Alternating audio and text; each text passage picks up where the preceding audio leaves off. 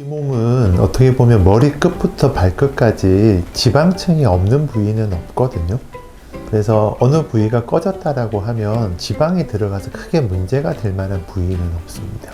그래서 이제 지방은 내 거잖아요. 그래서 조금 꺼지는 거에 대한 이슈가 있을 수는 있거든요. 생착에 문제가 되기 때문에 일반 부용물들하고 비교했을 때 생착률이 조금 낮아서 볼륨이 적다는 게 문제가 되는 거지, 어느 특정한 부위에 지방을 넣으면 안 되는 부위는 없는 것 같습니다.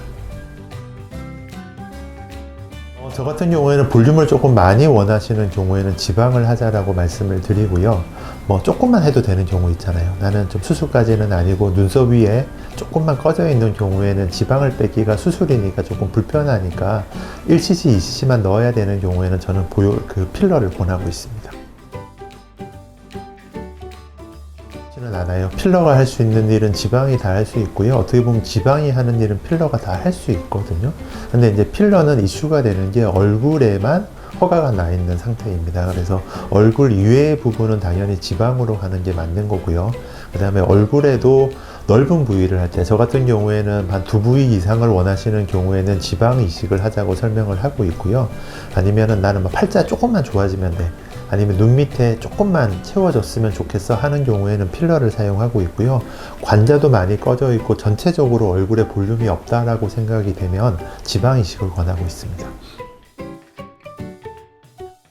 좀 얼굴이 커지겠죠? 우리 목표는 얼굴이 커지는 게 아니고 입체감을 주고 얼굴이 작아지는 게 목표잖아요. 예뻐지고, 그러니까 메이크업을 생각하시면 돼요. 여성분들이 메이크업을 한다는 거는 얼굴이 작아 보이고 입체감을 주고 예뻐 보이기 위해서 하는 거잖아요. 지방 이식을 잘못하면 옆으로만 넓어지고 얼굴이 커지는 결과를 가져오기 때문에 그런 포인트들을 잘 잡아서 이식을 하게 되면 얼굴은 오히려 더 작아 보이는 결과를 가져올 수 있습니다. 그 개념은 아니고요. 지방을 잘 다뤄야 돼요. 왜냐하면 지방 이식에서 고려해야 될 부분들이 상당히 많습니다. 왜냐하면 그 씨앗들도 좋아야 될 거고요.